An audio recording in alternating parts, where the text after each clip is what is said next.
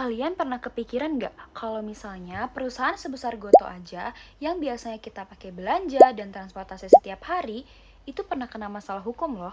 Dan masalahnya itu nggak sepele. Justru masalahnya soal merek alias hak kekayaan intelektual. Nah, ini bisa jadi contoh nyata gimana hukum bisnis itu kejadian di dunia nyata. Kira-kira kalian penasaran gak sih gimana awal mula kenapa Goto bisa kena masalah hukum? Jadi, tahun 2021, Gojek dan Tokopedia itu melakukan merger. Dua raksasa ini bergabung. Lalu lahirlah satu nama baru yaitu Goto. Kedengarannya sangat simpel, tapi ternyata nama Goto itu sudah pernah didaftarkan sebagai merek oleh pihak lain sebelumnya. Nah, dari sini mulai muncul konflik.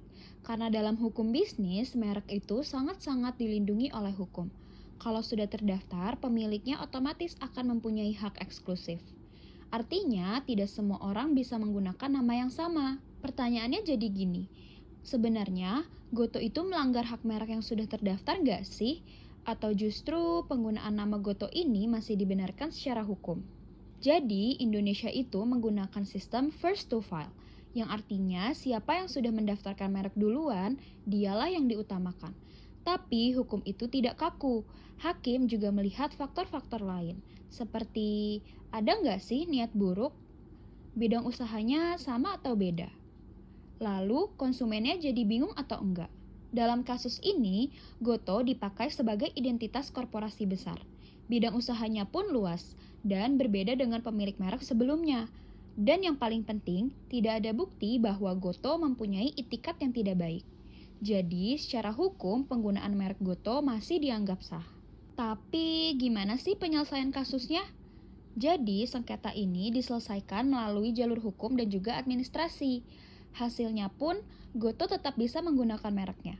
Tapi, bukan berarti kasus ini nggak penting. Justru sebaliknya. Kasus Goto mengajarkan kita satu hal penting dalam hukum bisnis. Nama itu bukanlah hanya sebuah branding, tetapi aset hukum. Salah langkah sedikit, bisa panjang urusannya. Makanya pendaftaran dan pengecekan merek itu wajib, bukan opsional. Karena di dalam dunia bisnis, perlindungan HKI itu adalah investasi jangka panjang. Jadi, itu dia analisis singkat tentang kasus HKI Goto.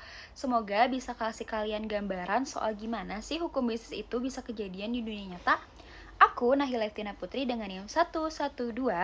Till next time, bye-bye.